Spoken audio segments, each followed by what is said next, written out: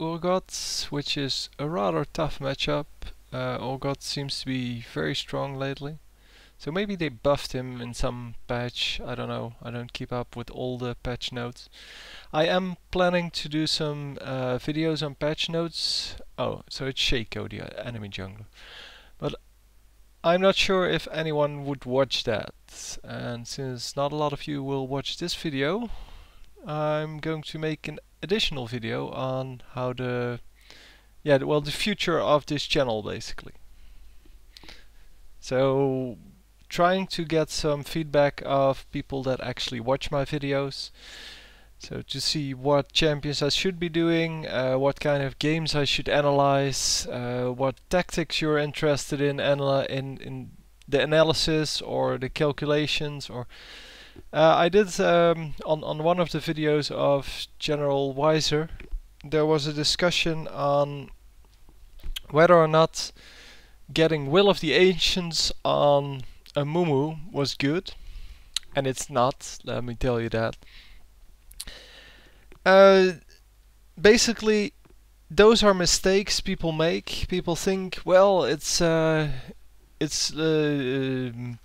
spell vamp, it's called here, and with spell vamp you get additional life steal from spells you cast, and Amumu does a lot of spell damage and you get a lot of AP from Will of the Ancients, and all in all it should be an excellent item. But when you do the calculation, you gain a whole 100 life from it, well, 116 life, assuming that you hit all the champions with all of your abilities, and well, that's normally not the case anyway. So, and 116 life is normally enough to to take one more auto attack from anyone that's not a physical DPS champion. Because Yi, for example, who we're watching here, is going to exceed that 116 very soon. So anyway, on Amumu, just get armor, and yeah, that's it.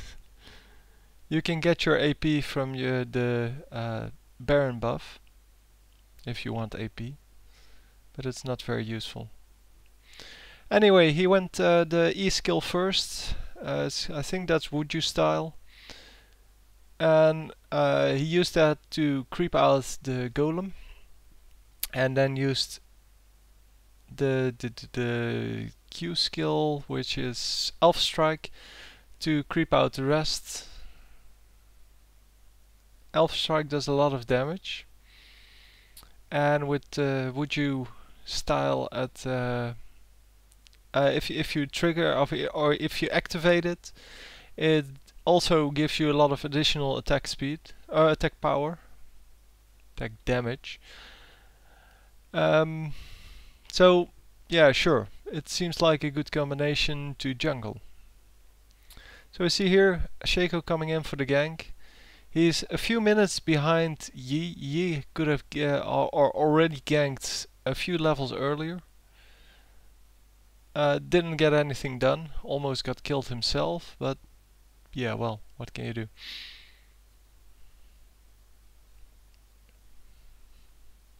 So he's going bottom here to see if he can get anything to work here. Soraka almost getting killed. Unfortunately for them, LeBlanc decided to get out of there. Although she might have gotten the kill, but had she overcommitted there, the Yi would have gotten the kill. But Soraka might have been dead, so it would have been a trade-off. So Yi going in for the counter jungling route a little bit, trying to steal things from the opponent. And he successfully stole the blue buff here.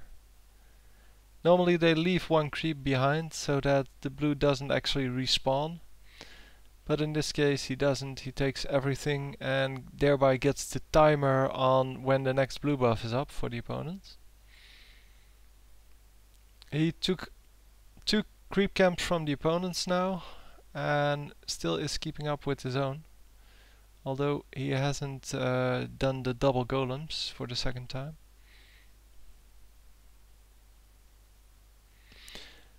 Again, someone getting killed on the green team side, or I should say the blue team side.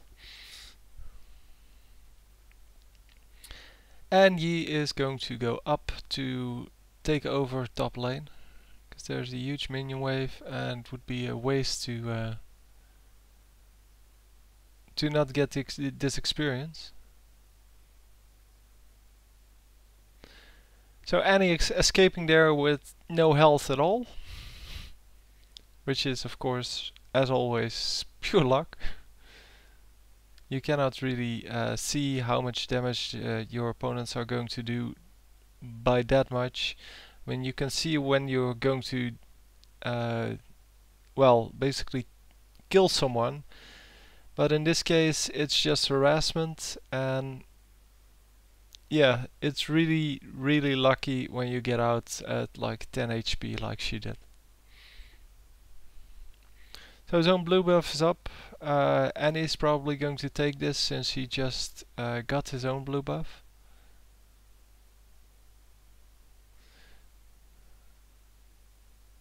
And there's Irelia coming in to try to get the blue buff.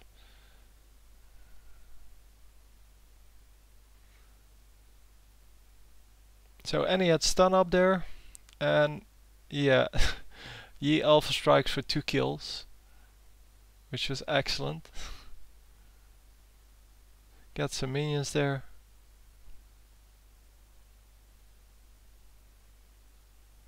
And continues jungling.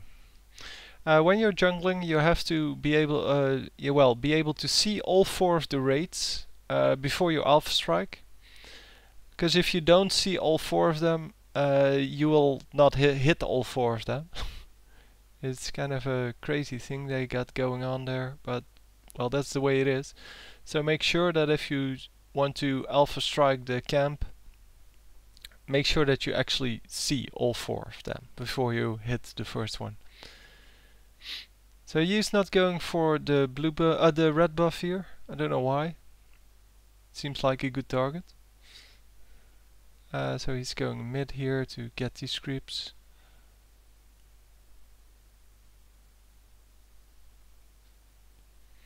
And they CV'd the enemy red to see whether someone was there. And Urgot was doing the raids. But he's not someone who can be ganked quite easily. Shaco's top. They killed the top of the blue team.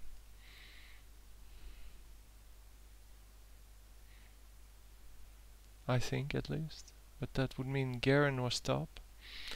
I didn't pay attention enough, I guess. Which happens a lot. Yeah, so he's going back home. He's getting the razors into Lantern and buying the speed increase, the increased attack speed boots and some extra critical strike. And that's why we hate Yi, because of the critical strike. Well, as Yi and Tryndamere. They're both well, the horrible thing about both of them is that you get they can get such enormous critical strikes going. And with the Rigless Lantern, you get a lot of lifesteal out of it as well, especially when you hit minions. When you hit minions, you have a chance to hit an additional 500 on one of the minions. And the lifesteal actually triggers on that, so the lifesteal triggers on the 500 extra damage, which is overpowered, so it's probably going to be changed at some point. Yeah, that wasn't a very good trade-off, 2 for 1. And now Soraka's all alone in bottom lane. And Annie's going to get killed. So it's not going very smoothly here.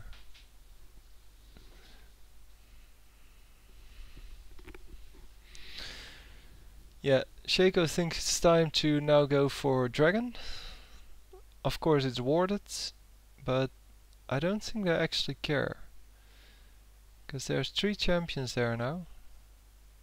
And there's no way they're going to stop that unless they all go there. Yeah, indeed, Karen is top. So they did lose a dragon there. Or the red team got a dragon, I should say.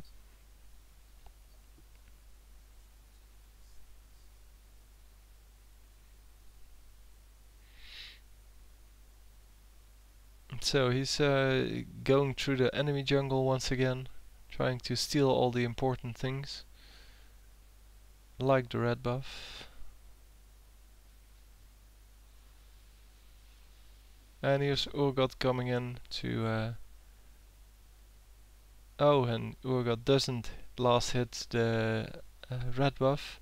Don't know if it was actually in the brush, but it probably was. We see Annie coming in. She doesn't have a stun up. I don't know why, because if you're playing Annie, you should always have your stun up when you're going somewhere.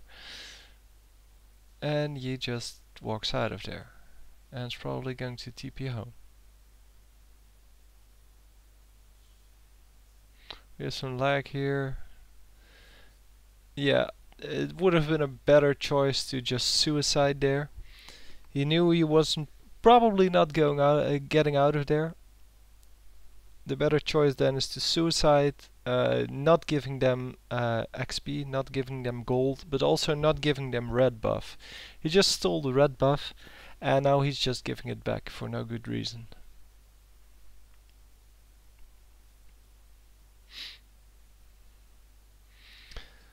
Well, at least they did get a turret there.